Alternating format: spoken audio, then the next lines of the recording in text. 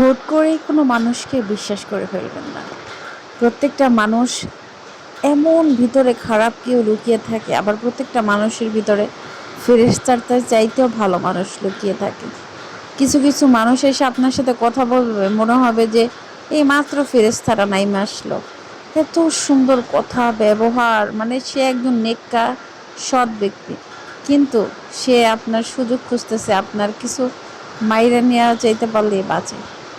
তো এরকম অনেক মানুষ দেখছি কাজের ক্ষেত্রে টাকা পয়সা মেরে দেয়, টাকা পয়সা দিতে চায় না। তো যাই হোক, আলহামদুলিল্লাহ প্রত্যেকটা মানুষ আবার এরকম না। আবার কিছু মানুষ আছে খুব সৎভাবে ব্যবসা করে, হালালভাবে ব্যবসা করে।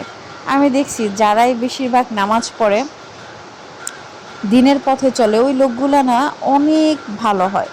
আপনার ওনারা 10টা টাকা যদি আমি ভুলেও বেশি দেই, ওটা আবার ব্যাক দেয় যে আপনি তো আমাকে বেশি দিচ্ছেন। আবার কিছু মানুষ আছে টাকা আনতেছি, এই তো আমি বিলটা দিয়ে যাচ্ছি এই বলে যে চলে যায়, আর তার ফোনটা রিসিভই করে না। তো মানুষ অনেক প্রকার আছে, অনেক রকমের আছে। তো মানুষ এটা ভাবে না যে আজকে 10 টাকা মাইরা খায়া ওই টাকা নিয়ে বাসায় যাইতে যাইতে থাকবে কিনা তার ঠিক নেই। আপনি রাখতে পারবেন না, ওইটা কোনোভাবেই রাখতে পারবেন না। মানুষের টাকা ওইভাবে বেরোয় চলে যাবে। এটা আমরা নিজেরাও ভালো করে জানি যে পরের টাকা মাইরা খাইলে ওটা থাকে না। এটা নিজেদের ক্ষেত্রেও পরীক্ষিত, কিন্তু মানুষ আসলে লোভ সামলাইতে পারে না।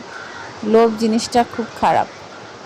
তো পরিশ্রম করে কাজ করবেন, সৎভাবে কাজ করবেন, ইনশাআল্লাহ আল্লাহর কাছে চাইবেন। আল্লাহর কাছে যদি আপনি মন থেকে চান, আল্লাহ কখনো আপনাকে নিরাশ করবে না। আর আপনি যদি আল্লাহর উপর, আল্লাহ কি বলছে কোরআনে, আমার বান্দা আমার উপর যেরকম ভাবে আমি ওর উপর সেরকম ব্যবহার করি। এটা কিন্তু আল্লাহ কোরআনের আয়াত, যে আমার বান্দা যেরকম আমার প্রতি ভাবে আমি তার সাথে সেরকম ব্যবহার করে।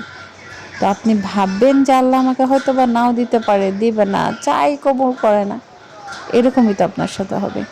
আপনি অন্তর থেকে জোর দিয়া চায়া বলেন যে কেন দিবেন, আল্লাহ আমাকে দিবে। তিনি সকল ক্ষমতার মালিক, সকল প্রশংসার মালিক, সকল কিছুর মালিক। আপনি বিশ্বাস রেখে ইমান শক্তভাবে বলে দেখেন যে হ্যাঁ ইনশাল্লাহ, আজ না দেখ কাল, কাল না দেখ পরশু, আল্লাহ আমাকে দিবেই। আপনি নিরাশ হবেন না, আল্লাহ আপনাকে দিবেন। আর আমরা সবাই জানি, যে আস্তাগফিরুল্লাহ পড়ে প্রতিদিন, আস্তাগফিরুল্লাহর উপর থাকে, তার রিজিকের কোনো দিন টেনশন করতে হয় না। রিজিক আল্লাহ তাআলার দান, এটা আমরা সবাই জানি যারা আল্লাহকে বিশ্বাস করি। আপনি বেশি বেশি আস্তাগফিরুল্লাহ পড়েন। 100 বার আস্তাগফিরুল্লাহ পড়তে কতটুকু সময় লাগে?